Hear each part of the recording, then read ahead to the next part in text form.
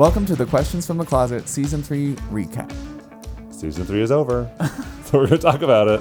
What a season it was. We have sound guy Mike with us. He Hello. knows more about the episodes than we do. It's true. Because I don't have to edit them anymore, and you probably have to listen to them all like 7 times. You're assuming that I actually have a memory that is useful. Well, yeah. We'll see. We're not assuming, Mike. We've experienced your amazing memory. Oh, yeah. I'm flattered. Well, let's talk about some amazing moments from Season 3. Yeah. Yeah.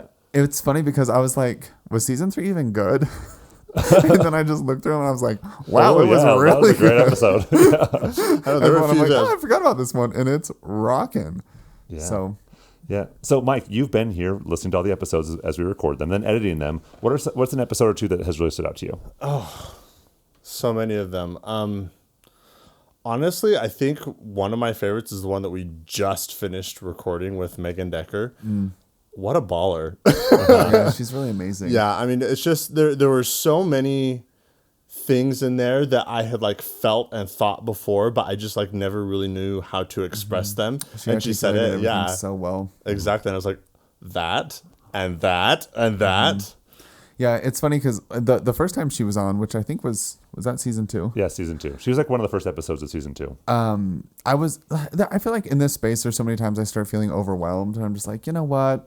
It's all a wash and there's no hope. And then like I'll have like this like spark moment in meeting her. Like when she left, I was just like, you know what? There's people like that in the world who are working in this space. Like I'm back. Like let's go. I felt really like she just brings confidence out. It's really, really impressive. Yeah. Apparently you don't have a good memory though, Mike. You're like, my favorite one was the one we just did. I told you. Wait, you mean we had seasons or episodes before that? Like what? You know who I was really impressed with this episode or this season was Derek Driggs. Oh, yeah. I can't remember exactly. Do you remember? It was like, does coming out change who I am? Yeah, Yeah. that's I was just was looking at that one. Yeah, I don't know. I just loved his story and like the way he presented everything. And again, I was just like, there are some amazing, like, there are some rock stars in this space. Yeah. Well, so as we were going through the list of episodes for Season 3, one of the things that really stuck out to me was like these just like random people who like just like showed up in my life somehow. So like Derek had read my book and just stopped by my office, and then we talked about linguistics for like 40 minutes. I was like, oh, you wanted to talk about my book, right? And then we just became good friends. And then also, you know, Johnny Liu, who's got a YouTube channel that he loves, which is I'm sure is great. you know, Johnny Liu's not some big player in this space, but he just like had all these great thoughts to share, and also like my friend Jessica Abley to talk about, you know, what to do when someone says something hurtful. I was just like so impressed with her wisdom, and she's like 22, and just realizing like all the like was so good, right? Just like all the wisdom and like goodness and kindness and like all these great experiences that all kinds of people are having, and you know, it just reminded me like if people are looking to us for answers, like there are answers and good things like everywhere. Like Definitely. so many wise people. Well, and I think that's honestly one of my favorite things about being gay is because I feel like it's put me in this space where I have to see the world differently. And like it's made me wrestle with like different doctrines or aspects of my faith that some people have never thought about, right? And then to see how that interacts with so many individuals at their level and like the knowledge and conclusions they come to and like the way their faith builds in a way that relates to mine, but also adds to mine too. It's just been really, really cool. Well, and from my perspective, like, and I know I've said this before, but like being involved with the podcast is such a huge blessing for me, just because it exposes me to all of these stories and perspectives that I wouldn't ordinarily like get to listen to. And I feel like I've learned and grown so much as a person just because you're right. Like we've had so many people that just are so mature and just have the most amazing insights that I would otherwise not have heard and been able to grow from. Yeah, definitely. Have you guys had any aha moments this season? Yeah, I had one a couple weeks ago with, oh no, your student, what's her name? Jessica Abley. And I mean, people listen to me like, it's cool because like that, me having the aha moment is like captured, right? Because I've always been so like frustrated by the idea that if someone's in a minority position, like in order to make change, they have to like like at their most worn out, burdened moment, they have to like step in and correct somebody's misconception and like do educating there. And I feel that a lot. Like it's really stressful when I'm just like so sick of like advocating. I'm tired. I need a break. I need to like recharge. And then somebody will say something. And it's like, if I don't stick up for myself or my friends right now, they're going to carry this misconception forward. And so it's like, do I like waste or do I like dilute my energy, or do I help, you know? And then just as she was talking, I was like, oh my gosh, like that makes me more like Christ, because that's like going the extra mile for someone. I'm like you took my coat, here's my cloak, right? Like that aspect of my life drives Christ-like character. And I was like, oh my gosh, that's like my favorite thing now. Well, and you can tell that that's just so like the way that she talked, you could tell that was so natural to her. Like she is just so good at giving grace to people. So yeah, I agree with that. I think for me, a really big aha moment that I had was with Lisa Diamond. When she was talking about, you know, people usually when family members or loved ones have a bad reaction, more often than not, it's just because they're afraid. It's just out of fear. And so I feel like, you know, I don't know if it's that way for anyone else, but at least for me, that is a really good way for me to check myself to give more grace to them, because like I know what kind of fear I have felt, and you know, allowing them to feel that fear, I'm like, that's okay. Like it's just, you know, how do we move out of fear into faith? Yeah. So anyway, that was a big one for me. Kind of diffuses some of those negative reactions. Right. Yeah. One of my aha moments was from What If I'm Feeling Totally and Completely Devastated? Which, by the way, that is by far my favorite episode title from any season. What was the aha moment that you're gay? No. You know, I had just like planned on like talking about like the difficulty and the sadness, and then we ended up talking about Charlotte at the end, and just like that experience of just like hope for the future, and just like not knowing how things are going to work out, but like faith is trusting that it will. And you know, talking about Charlotte's journal entry, that was just like, it was just a big reminder that like things are going to be okay. Like sometimes things are really hard. And sometimes I'm feeling totally and completely devastated. And that's okay and natural, and feel that, but also know like there's hope, there is sunlight, you know, there's going to be a beautiful resolution. It's interesting because now, even as we're talking, we're not really talking so much about the episodes, but the people in them, and like how these people with their ideas and their spirits have changed us and made us better. And I just love being able to capture those moments and share it with other people. It's such a cool, I love being part of the podcast. Amen. We hope you love listening. Yeah. Also, I think some of the episodes that I've received feedback from people that have been really helpful are the episode on like what does it mean to like what does it mean to be demisexual? You know, what is gender dysphoria? Because a lot of people see themselves in those stories, and it's just really I've received a lot of feedback from people that say it's just like really healing to say, okay, I feel that, and thank you for like putting words to that. Yeah, for sure. You know, the live event was spectacular. Except for the sound quality. Except for the sound quality. Oh my gosh. So Okay. sorry, Mike. We are never doing the library again. The library is a wonderful place, but such the a gorgeous acoustics building. in that room. It was not. Oh my It goodness. was not helpful. When I re-listen to the episode, I feel like it sounds like I'm having a stroke. Because the echo is just so bad. Well, and I was having a hernia the whole time too, because like that whole thing was going on. Plus, I don't know if you guys were aware of this, but the camera that was at the back of the stage, like it quit working like moments before we started. Oh, I didn't know and that. so I was like having a panic attack the whole time. And by the time I finally got it running, it was at like 3 frames per second. So it's like slideshow mode, just like, oh my gosh, it was awful. Well, and there is something to be said for the lighting there, because I had Ryan taking photos because I wanted to like some good content of us like in action. The lighting was so bad. Anyway, we love the library. Oh my gosh. We love you, library, but just I mean, it's it was great hard, it was hard to record something there. Yeah, streaming I think was the difficult part there.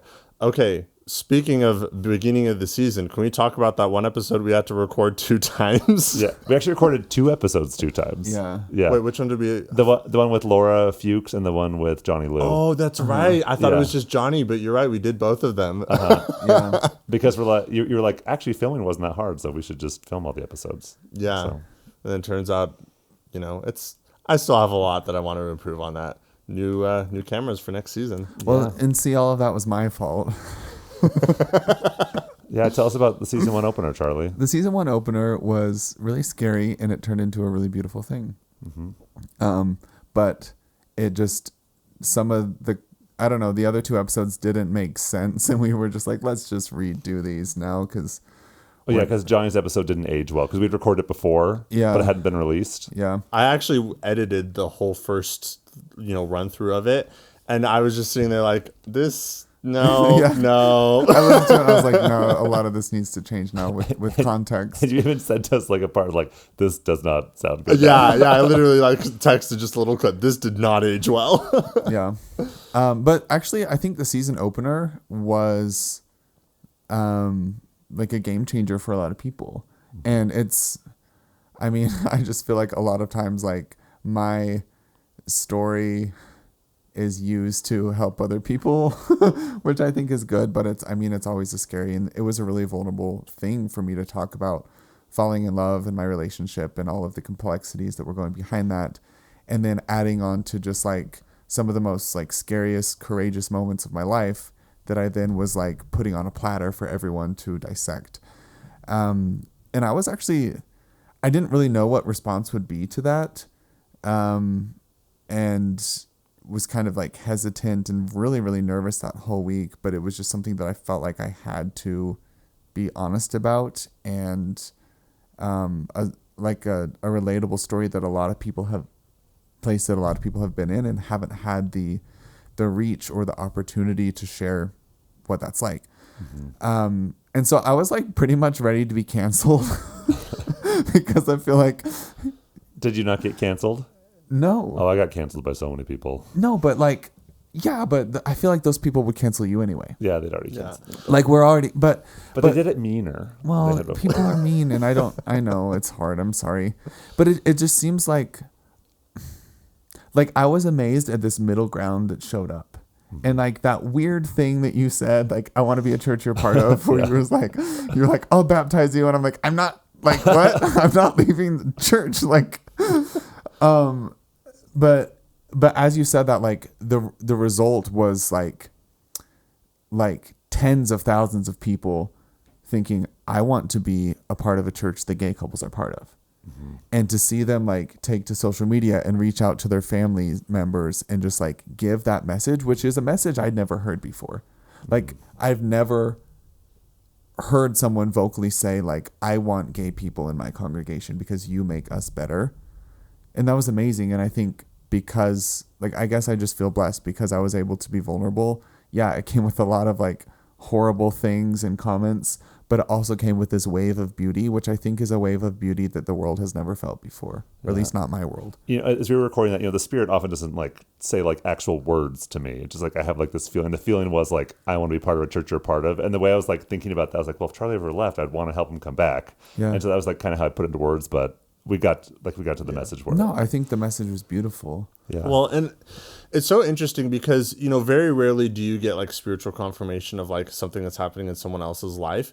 But like, I could absolutely see how your process of like wanting to, you know, come forward with all of that and the way that you did it and the timing of it, like that absolutely was inspired. And like, I could see how that everything just kind of like fell into place how it was supposed to, because that really did lay the groundwork for a lot of the stuff that happened this season. Mm-hmm. And that wouldn't have been possible if you hadn't opened up the season with you going into the honor code office. Mm-hmm. And just a little side note on that. So right before we recorded that episode, you know, Ben called to tell me what was going on. And I am always down for the hot tea. Like, the hotter the tea, the better. Yeah, I was like, Mike, we got this thing happening. And I always joke with my coworkers that, like, if you have any tea, I don't care what it is, you need to spill it because I am there. And I have that If anyone doesn't know, tea means, like, gossip. Oh, yes. Yeah. If it comes to actual tea, I actually despise it. He keeps the word of wisdom, everyone. Even herbal tea. Chamomile. I like chamomile. Okay, so you like Anyway, that I'm yeah. going to be publicly dissected. Yes, absolutely. No, and the one GIF that perfectly encapsulates my emotional state at that point was Yzma, with her little cup of tea. She's just, I don't know if you've seen that GIF from The Emperor's New Groove. It's a whole thing. But no, actually it was a little bit of like trepidation on your part, but also like I instantly was like, oh my gosh, that actually works out perfectly. Like I could already see the inspiration of Heavenly Father's like, no, this is the time because you need to lay this groundwork. And it was just so cool to see that unfold. Yeah, I love that. And so after Lisa Diamond was on the episode, on her episode, she doesn't listen to the podcast. She's not a Latter-day Saint, Anyway, so I sent her a link to her episode. I was like, hey, your episode's up. And then she watched it on YouTube, and then the algorithm just recommended that episode to her after. So then she watched the episode where you talked about what's it like to fall in love. And then she sent me this long email after, which I then forwarded to you. And she said, I am so proud of you boys. You guys are modeling how people can be in two different spaces and yet hold space and love each other. And she said, thank you for modeling that. That's what people need to see. So sweet of and her. That's not what we were trying to do, but I'm glad that But we did it. but I hope that people see that, that like I honor you, you honor me, I honor Mike, and I don't know how Mike feels about me, but I guess I'll honor you then. No, I think back on that week fondly and terribly. And in a way, it like kind of did show me who the people who actually care about me are. mm-hmm. And that's always hard, but it's good to know like who has your back and who's going to be there and who wants to like listen to things and take pieces of it and turn it into their own assumption. Like that's something I've never liked about being in this space, Yeah, one thing that happens, the live event hadn't happened yet, and the podcast doesn't cost a lot of money because Mike does everything for free. Love you, Mike. But it just takes. Well, you get what you pay for, Ben. So I'm sorry to say. But it does take some money, and people have been kind with donations. But just like out of nowhere, someone I don't even know her name. I looked her up on Facebook and couldn't find her. Just like Venmoed me $200. She said, "Ben, use this for the podcast. It's helping me so much. Like, thank you for what you and Charlie did." Referring to the episode. Mm-hmm. And when that happened, I was sitting at my friend Bert's house, and I told him what just happened. And then he Venmoed me $200 right then too. Mm-hmm. Just like people are like, we really appreciate what you're doing. We want to help any way that we can. Yeah. Or even the filmographer for that episode. Mm-hmm. Where she had just like, she wanted to help, and she drove down from like... Well, we shouldn't say where because she's in the closet, but she drove from somewhere else. Very far. And like bought equipment and like did such a beautiful job. Mike, not that your videos aren't beautiful. Oh but no, like, hers it was definitely more beautiful. It was so undoubted. pretty. And the time she spent, just because she was like, I connect with this message and it's helping me, so I'm gonna invest. And I was like, wow. Yeah, I mean, she and I worked together on that one. Obviously her videography work was far prettier than mine. But we get what we pay for. But she honestly spent probably like, I would say 36 hours on just editing it. That's not counting driving here. Like, bless her. It was fantastic. There's so many good people in the world. Well, and that's just one example. I mean, like you said, there are just so many people that have come out of the woodwork to support, monetarily or time-wise with the podcast. But I mean, I'm just imagining all of the stuff that we don't see, just like, people reaching out and like making changes where they are. It's the ripple effect. Yeah. Mm-hmm. Tammy did a great job with the live event. Oh, yeah. And it was so last minute, too. We asked for like 2 days before. Hi. You've never met us, but will you do this for us? We feel like you'd be good. She killed it. She did. And it was so good. I'm trying to think of other episodes that were just like real showstoppers. Watching shows with LGBT characters was so fun. Okay, that was actually one of my favorite episodes to record, because what I always want it to feel like is like we're just like hanging out and chatting, and that's what that episode felt like. It was like just three of us hanging out, having a good time. I kind of wish that episode had happened a little bit later in the season, though, because that Netflix series Heartstoppers, which Ben ruined for me, by the way. So sorry. Did you give it away? Well, just he talked about a moment in the very last episode, which I'm not going to mention. Just I don't know. it now. At this Yeah. point, should I assume people have seen it? Sure. It's only been a distance couple of enough. months. Okay, well, Ben didn't ruin for you. I'm going to. No, just like at the last episode when the mom's like, "Oh my gosh, I am so sorry if I ever made you feel like you couldn't say anything." Yeah. And I mean, not like it was like that big of a deal to the plot line, but it was so cute. Okay, I have a question for you. Yeah. What was the most difficult episode this season? The first one. Okay, well, I guess that was low hanging First fruit. one. Should have seen that one coming. What about you, Ben? I would also say the first one. So like I had a really vulnerable episode, but I'd already like blogged about it. Like I'd already written out my feelings. So like my feelings were already like expressed. So that The first one was like stepping into the crossfire and seeing if we came out alive. Well, and it's so interesting because I feel like it was very clearly vulnerable for you, but Ben, it was very vulnerable for you in a less visible way. I think just because there's all of a sudden this barrage of people just like, and you work in the honor code, like like all of these just unfair assumptions that were made. So it definitely was crossfire for both of you. yeah. But you know what? The thing about it is like people move on so quickly if you're not important to them.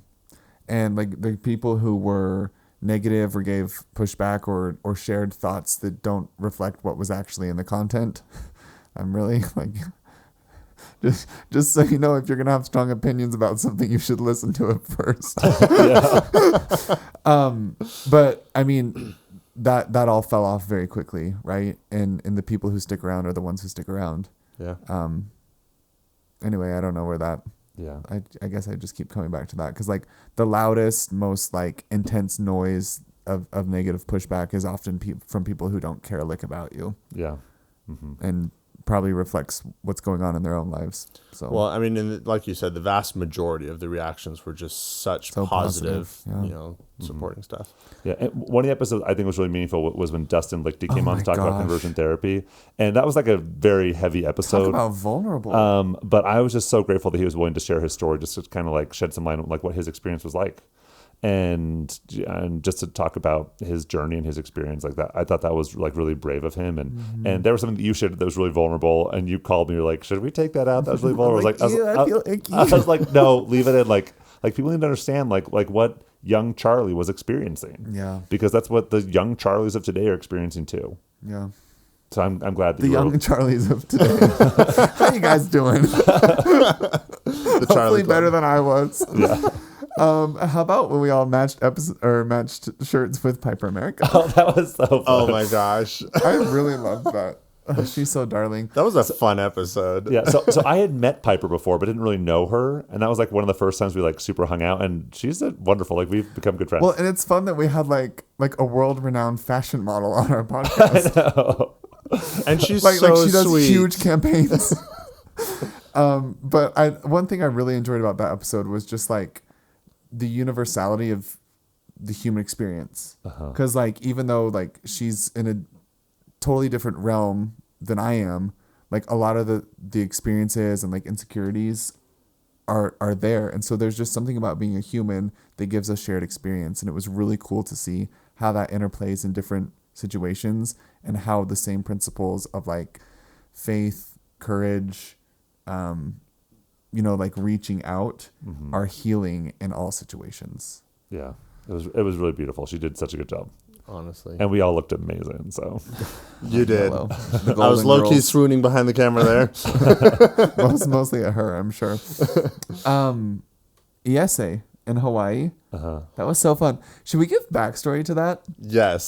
So without Mike, we should have informed Mike. we should have informed Mike. You know what? It kind of worked off the cuff though. Well, kind of, but it was just really difficult because we kept running into Technical technological glitches. difficulties. And for like 2 hours, I was just like, oh my gosh, like this computer doesn't work and this died and we don't have the right cord and we were at BYU Hawaii and trying to figure things out. And I was in Washington. It was getting late. The night before, I'd been to the temple, and one of the temple workers in Hawaii listens to the podcast, and Iese brought her up and was like, well, I know this lady, we go to her house. And I was like, oh my gosh, I met her in the temple last night.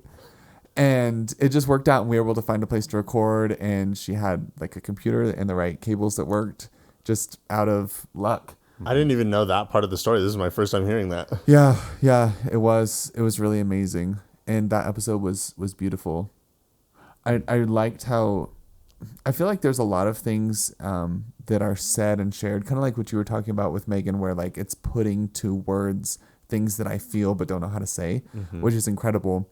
With the essay, it was new because he was giving me information that I'd never even considered before. As like being gay interacts with culture in different countries and different religious backgrounds, it was just really awesome to get completely shiny new information that I just never even thought of. Yeah. Well, and talk about giving grace. Like, he was just like so humble and kind, even though he had seen, some frankly very ugly things in the people that he was helping. What a guy. We love the people. Barry did great too. Oh, I love that episode. That episode was different from most all other episodes, I think. Because about like when you don't feel God, like what's happening and how that can actually be a beautiful space. We got a lot of beautiful feedback from that one. Yeah. One of my friends said that he kind of had like this, like he'd been like stuck for a while, and then that episode just kind of like he's not even gay. Unstuck him. Yeah, just like unplugged all this backed up revelation. He said. That's really nice. That's cool. Yeah, I like that. So that's the cool thing about sharing true principles. They apply to everybody, not just the LGBTQ folks. I feel like we're just like going through and talking about every episode. We're like, we liked that one. I liked Greg Peterson. Oh my gosh, Greg was awesome. That was so cool. Like the dichotomy of not fitting anywhere and what you do in that moment. Yeah. In that space. I feel like I say space too much. Here's what I want to do. If anyone's still listening to us right now, I'm interested to know like what phrases each of us say often, that because I don't know what phrases I use most often, you know what I mean? Yeah. But I bet the listeners can pick it up. And so just if you want to write us Well, an email, as the editor, I do have do a you little know? note Oh, here. no. I am genuinely interested to hear what people say because they probably have a different perspective I than feel like me. I say the word space all the time. I actually don't hear that one as much. I hear and like a lot from you. I'm from Missouri and I'm gay. And Ben starts a like- lot of his sentences with like a little bit of a stutter. Like I he's do. thinking about what he's saying and then he says it. I'm just trying to be like Paula Poundstone of NPR fame. She's my favorite comedian. Anyway, she does the same thing. Apparently, I gotta look her up. And I know that as soon as I go back and edit this episode, I'm gonna hear myself and be like, "Oh my gosh, Mike, why did you?" There's gonna be something. Yeah, that's definitely how I talk. I just have had to embrace it. One thing Ben does a lot is, I don't know what this is going to look like for you, but in my life, it looks like this. That's just me overcorrected for people. I don't know how we're going to do this, but I do it like this.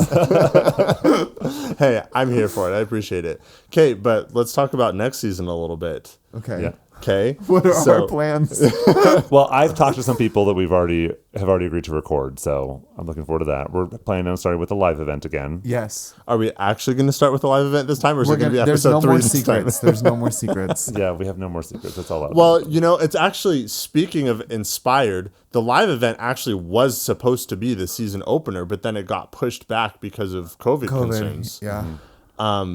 But now looking back, like, there's no way that would have worked out as well if we had done it. That's true, because I mean, we had to record the first 2 episodes, re-record, and so it would have been awkward to have done something live and then been like, here's more information that changes the context. Yeah.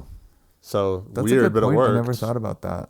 Well, and I'm even in the moment, like I remember, like we all knelt down and said a prayer, and then immediately both of you at the same time were like, "Nope, we need to delay this." Yep. Wow, God is good. It worked God out great. is good. God is good. Yeah, except for the sound quality, but the rest of it was great. Ben's still not over Sound it. quality's all right. I honestly think I did pretty good with the sound quality, all things considered. Okay, well, The delay. Based on where we were sitting, you were in a place where it wasn't as bad as where I was. Oh, really? Yeah. Yeah, there's no way to prove that, Ben. No, because as soon as I stood up at the end, I didn't hear the echo the same way. Oh, wow. You did great. Well, thank you. You did so great. It was almost as good as the episode where you robotically re-recorded everything. Oh gosh. You're too big of shames. Of the Okay, so I podcast. have a third party question that does not come from me. Okay. So, season opener event, is it going to continue to be a Utah thing, or will it be in another place with other fans? Oh my gosh, I hadn't even think thought about of that.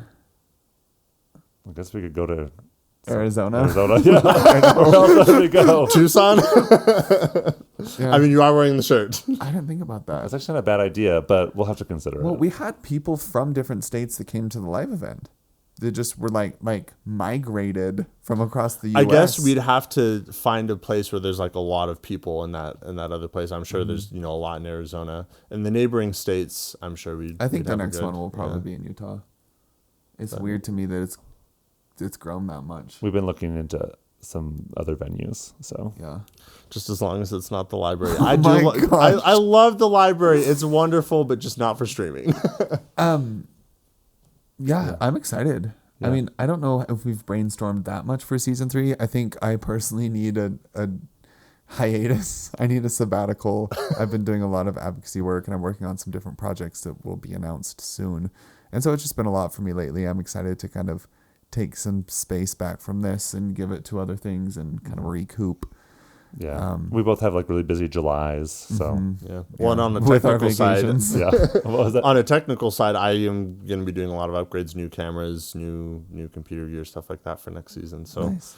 things might look a little closer to that one episode that was just like spectacularly beautiful. But Yeah, awesome. Mike, what has been like being part of the podcast over this last 6 months or so? What has that been like for you? honestly, I think what I was saying before, just being exposed to all of these stories and perspectives and inspiration that I otherwise wouldn't have been able to listen to and understand. It's just a big, amazing learning experience for me. And it's so interesting because I have a couple of friends that, every once in a while, like I'm generally the friend that everyone's like, here, let me just like vent to you because I'm good at listening. And unfortunately, I'm not good at just listening. Sometimes I can't help myself. Be like, here, let me solve your problems. And I'm trying to not do that. It's very human of you. But like so often, so many of these problems, I'm like, well, there's this one podcast episode or there's this one episode. And they probably get so annoyed with me because I always bring up the podcast. But genuinely, it's like, there's so many things that are not only helpful for my own life, but I'm like, oh, actually here, there was this one story I heard that was very similar and they did this, maybe that will help. And, they're just like so many useful things for me. And I feel like it helps me to help those around me as well. So, Yeah, love that, Mike. I feel like, I don't know if this is like a BYU thing or who said this, but like, or if it's like a Martin Luther King Jr. thing. Yeah. Like the beloved community. Yeah. That's like that was the emphasis of all the forums at BYU this last year. Okay. But I feel like in a way that's kind of what's happening here. And that as you bring people together and share some of these scary or vulnerable or funny or learning moments, what's happening is a more beloved community, a tighter knit sort of Zion group. And the cool thing to me about having that through a podcast is that it reaches different places, but in this like really cool way that like I feel like I know these people that we've interviewed, and so does everyone who's listened. And it's just really, I don't know. I just think it's so fascinating. Yeah. The way that it goes. Love that. well, personally, I'm hoping for a few more bonus episodes next season. Yeah. The bonus episodes are fun. They're a lot of fun. What kind of bonus episodes do people want to hear? Let us know. Let's ask. Yeah. Put a comment. If you're watching on YouTube, put a comment. Let's see what you want to know. If you're listening on Apple Podcasts, go to YouTube and leave a comment. Or I guess there's an email. You can send an email too. That works too. I always forget about the email. Yeah. Ben, wrap us up. Like we're presents. That was I the want you most to come Ben in- wrap up I could have possibly imagined. Come in with a powerhouse thought that drives the nail. Great. This podcast has been a joy to do this season. I love getting to spend time with you and all of our guests, and I'm super looking forward to season 4 and the amazing things that will happen that we haven't even thought of yet. Yeah, me too. Wait, so do I get to participate in the until next time? Yeah, let's do it. Yes! Okay, Life ready? dream fulfilled. Season 4 is coming soon, and so Until next time!